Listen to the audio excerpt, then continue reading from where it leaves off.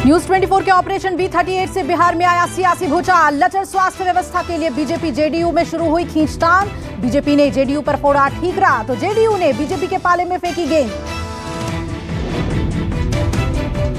बिहार के health system की पोल खोलने वाली रिपोर्ट देखते ही एक्शन में आए पूर्व मुख्यमंत्री और हम अध्यक्ष जीतन राम मांझी। जहानाबाद में स्वास्थ्य केंद्र को 7 दिन में सुचारू करने का वादा किया। अपने कार्यकाल के दौरान पीएचसी का शिलान्यास किया था। ऑपरेशन B38 में स्वास्थ्य केंद्रों की पोल खुलने के बाद पूर्व केंद्रीय स्वास्थ्य मंत्री और वरिष्ठ बीजेपी नेता सीपी ठाकुर ने कहा, स्वास्थ्य व्यवस्था सुधारने के लिए 16 साल का वक्त काफी था। हालत सुधारने के लिए केंद्र से मदद लेने की बात कही। ये है तो इस वक्त हेल्थ का नेग्लेक्ट है, ये है तो इसके लिए हम लोगों को पहले तो चीफ मिनिस्टर से मिलना पड़ेगा और कुछ करोड़ रुपया लगेगा, ज़्यादा नहीं, कुछ करोड़ रुपया लगेगा। उतना रुपया बिहार सरकार दे सकती है और नहीं बिहार सरकार देगी तो हम लोग केंद्र में भी जा सकते हैं। प्रधानमंत्री जी से भी कहेंगे कि बिहार में हेल्थ की स्थिति कुछ गड़बड़ हो गई है, आप इसमें बिहार को स्पेशल मदद। न्यूज 24 के खुलासे के बाद जेडीयू नेता केसी त्यागी डैमेज कंट्रोल के मूड में दिखे। त्यागी ने अस्पतालों की दयनीय हालत के लिए फंड को ठहराया जिम्मेदार। हम लोगों ने पिछले 70 सालों में चिकित्सा पर, रिसर्च डेवलपमेंट पर और स्वास्थ्य क्षेत्र पर सबसे कम खर्च किया है। 1% के करीब जीडीपी हमारी आरक्षित है केंद्र सरकार के द्वारा और लगभग उसके आसपास ही राज्य सरकारों के द्वारा है। जो ऑपरेशन B38 में न्यूज 24 की टीम ने बिहार के 38 जिलों की 43 स्वास्थ्य केंद्रों की पड़ताल की। कहीं सालों से नहीं आए डॉक्टर तो कहीं जर्जर हालत में है अस्पताल। मुख्यमंत्री के गृह जिले से लेकर स्वास्थ्य मंत्री के जिले तक की पड़ताल की गई।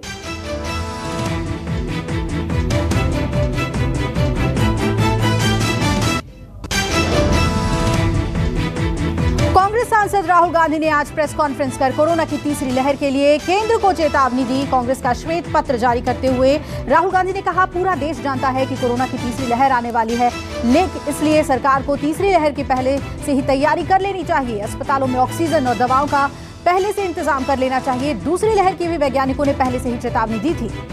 थर्ड वेव आने जा रही है। जो रिक्वायरमेंट्स हैं, हॉस्पिटल बेड्स की रिक्वायरमेंट्स है, इंफ्रास्ट्रक्चर की रिक्वायरमेंट्स है, ऑक्सीजन की रिक्वायरमेंट है, दवाइयों की रिक्वायरमेंट है, जो सेकंड वेव में नहीं की गई उनको थर्ड वेव के लिए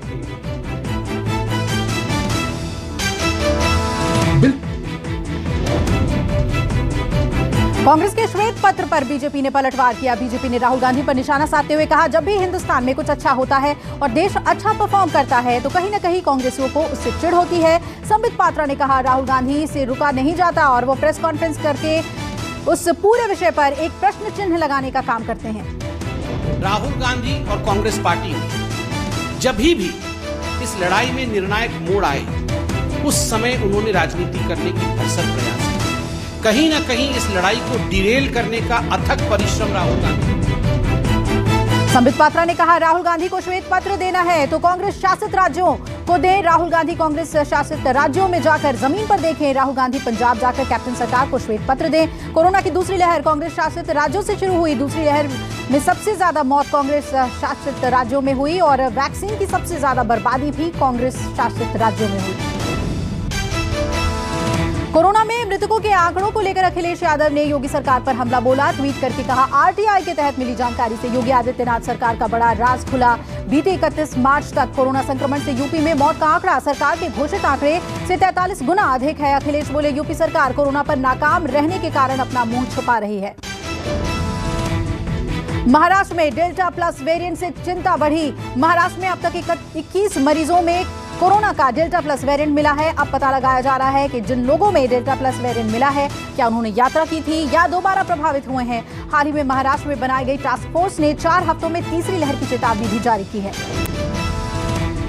देश में कोरोना संक्रमण लगातार कम हो रहा है। देश में 90 दिनों के बाद 50,000 से कम मरीज आए। स्वास्थ्य मंत्रालय के ताजा आंकड़ों के मुताबिक पिछले 24 घंटे में 42,640 नए कोरोना केस आए हैं और 1167 संक्रमितों की जान गई है।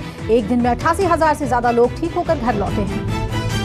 देश में कोरोना को हराने के लिए वैक्सीनेशन में तेजी लाई गई है। कल एक दिन में सबसे ज्यादा 86 लाख से ज्यादा लोगों को टीका लगाया गया है। देश में अब तक 28 करोड़ 87 लाख लोगों को वैक्सीन दी जा चुकी है। कल से वैक्सीनेशन का मेगा अभियान शुरू किया गया है, जिसके बाद कुल रिकॉर्ड तोड़ 86 लाख से ज्यादा टीके लगाए गए हैं। यूपी में आज उस वक्त सियासी हलचल तेज हो गई जब राजधानी लखनऊ में CM Yogi Adityanath deputy CM Keshav Prasad Maurya के घर पहुंचे। सीएम योगी कुछ देर केशव प्रसाद मौर्य के घर पर रहे। इस दौरान आरएसएस के कृष्ण गोपाल भी केशव प्रसाद मौर्य के घर मौजूद थे। यूपी बीजेपी कोर कमेटी के सदस्य भी केशव के घर पर मौजूद थे। बताया जा रहा है कि केशव प्रसाद मौर्य के घर लंच का आयोजन किया गया था और उसी में शामिल होने के लिए सभी नेता पहुंचे थे। जम्मू कश्मीर पर गुपकार गठबंधन की बैठक हुई और श्रीनगर में नेशनल कॉन्फ्रेंस पीडीपी की अगुवाई में 6 दलों के साथ ये बैठक हुई। गुपकार गठबंधन ने कहा कि हम कभी बातचीत के खिलाफ नहीं थे, जनता की आवाज लेकर पीएम के सामने जाएंगे। पीएम मोदी द्वारा कश्मीरी नेताओं को मीटिंग में बुलाए जाने का शिवसेना ने विरोध किया। बाला साहेब ठाकरे की जम्मू कश्मीर इकाई ने सरकार के खिलाफ प्रदर्शन किया। कार्यकर्ताओं ने कहा कि जिन्हें बीजेपी गुपकार गैंग के नाम से पुकारती है, उस गैंग को मीटिंग में क्यों बुलाया है। कार्यकर्ता बोले, हमें पीएम पर भरोसा है, लेकिन हमें कश्मीर के नेताओं पर भरोसा नहीं है। जम्मू कश्मीर पर कांग्रेस कमेटी की आज शाम 5 बजे बैठक होगी। पूर्व प्रधानमंत्री मनमोहन सिंह की अध्यक्षता में यह बैठक है। इस बैठक में कांग्रेस के नेता वर्चुअली शामिल होंगे। कांग्रेस कमेटी में चिदम्बरम और गुलाम नबी आजाद समेत कई वरिष्ठ नेता शामिल होंगे। आज शरद पवार ने बुलाई विपक्षी दलों की बैठक। 15 विपक्षी दलों के नेता बैठक में होंगे शामिल। दिल्ली में अब से थोड़ी देर में होगी बैठक। आप आरजेडी टीएमसी के नेता मीटिंग में शामिल होंगे। ये बैठक यशवंत सिन्हा के राष्ट्र मंच के बैनर तले हो रही है। संसद सत्र से पहले ये महत्वपूर्ण बैठक माना जा रहा है। यूपी में धर्मांतरण मामले को लेकर सीएम योगी आदित्यनाथ सख्त हुए। सीएम योगी ने आरोपियों पर रासुका लगाने का आदेश दिया, साथ ही आरोपियों की संपत्ति भी जब्त करने के निर्देश दिए। यूपी एटीएस ने कल दिल्ली से मोहम्मद उमर और जहांगीर को गिरफ्तार किया था। दोनों आरोपियों पर करीब 1000 लोगों को लालच देकर धन परिवर्तन का आरोप है। पश्चिम बंगाल से सांसद और टीएमसी नेता नुसरत जहां की शादी का मामला अब लोकसभा तक पहुंच गया है। बीजेपी सांसद संघमित्रा मौर्य ने लोकसभा स्पीकर ओम बिरला को चिट्ठी लिखकर नुसरत जहां की लोकसभा सदस्यता रद्द करने की मांग की है। संघमित्रा मौर्य ने कहा कि नुसरत जहां का आचरण अमर्यादित है। शादी के मसले पर अपने वोटर्स को उन्होंने धोखे में रखा।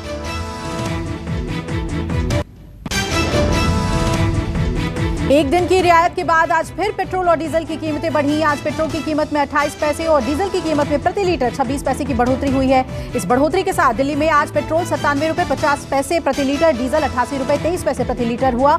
तो मुंबई में पेट्रोल 103 रुपए 63 पैसे और डीजल के दाम 95 रुपए 72 पैसे प्रति लीटर हुआ। पुरानी दिल्ली रेलवे स्टेशन को जाम मुक्त करने के लिए बनेगा हेरिटेज कॉरिडोर। चांदनी चौक की तरह ही पुरानी दिल्ली के श्यामा प्रसाद मुखर्जी मार्ग का भी सौंदर्यीकरण किया जाएगा। रोड क्रॉस करने वाले पैदल यात्रियों के लिए स्काई वॉक बनाया जाएगा। स्काई वॉक करीब 6 मीटर चौड़ा होगा। पीडब्ल्यू ने प्लान तैयार किया।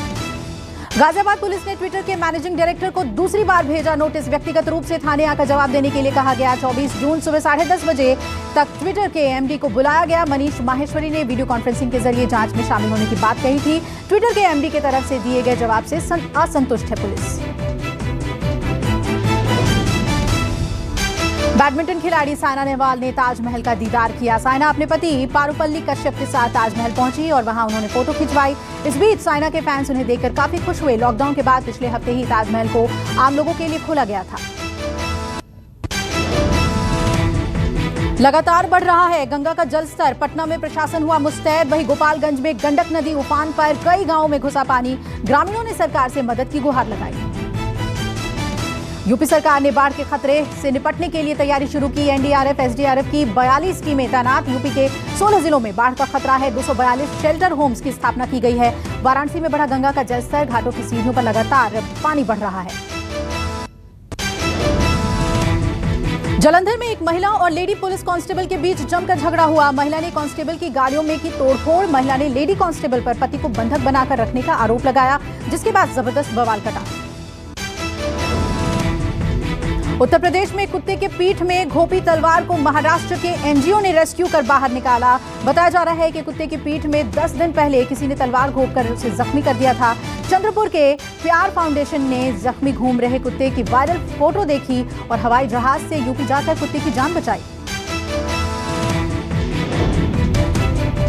मुजफ्फरनगर में गंग नहर का पानी बंद करने पर गंग नहर में 2 कार दिखी। कड़ी मशक्कत के बाद पुलिस ने दोनों कारों को गंग नहर से निकाला। दोनों कारों में एक शव मिला है। जिन लोगों का शव मिला है वो 5 महीने से लापता थे। बताया जा रहा है कि दोनों कारें हादसे का शिकार हो गई थी। महाराष्ट्र पुलिस के एक रिटायर्ड एसीपी के बेटे को एनसीबी ने गिरफ्तार किया। एनसीबी ने एसीपी के बेटे को ड्रग्स मामले में पकड़ा है। एनसीबी की टीम ने कल रात गोरेगांव इलाके में छापेमारी की थी। रेड के दौरान ड्रग्स के साथ एसीपी के बेटे की गिरफ्तारी हुई है और कहा जा रहा है कि 90 के दशक में एसीपी ने अंडरवर्ल्ड से हाथ मिलाया था। अब एनसीबी हर एंगल से जांच करने में जुटी है।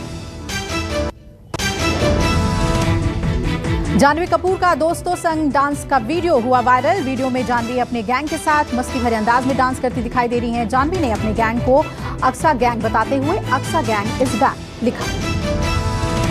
अर्जुन कपूर ने अपने हाथ पर बनवाया ए नाम का टैटू। अपनी बहन अंशुला कपूर को टैग करते हुए अर्जुन ने लिखा, ए मेरी लाइफ का इक्का है। इन दिनों अर्जुन संदीप और पिंकी फरार को लेकर काफी चर्चा में है।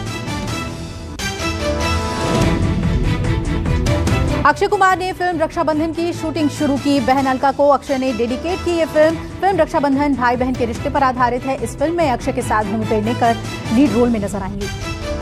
इनकम टैक्स रिटर्न नहीं भरा तो ज्यादा टीडीएस और टीसीएस वसूलेगी सरकार। सीबीडीटी ने एक सर्कुलर जारी कर जानकारी दी। सर्कुलर के मुताबिक 2 वित्तीय वर्ष में इनकम टैक्स फाइल नहीं करने पर 1 जुलाई से सख्त कदम उठाए जाएंगे। आयकर विभाग उन सभी लोगों की पहचान कर रहा है जिन्होंने इनकम टैक्स फाइल नहीं की है।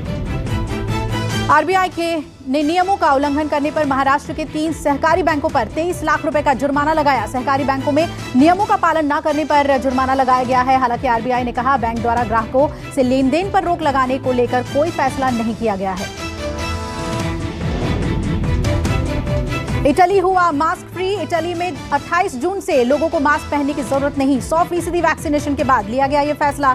इटली के स्वास्थ्य मंत्री ने फेसबुक पर लिखा कि देश में कोरोना कितनी तेजी से फैल रहा है। ऐसे में व्हाइट लेवल वाले क्षेत्रों में रह रहे लोगों को मास्क लगाने की जरूरत नहीं है।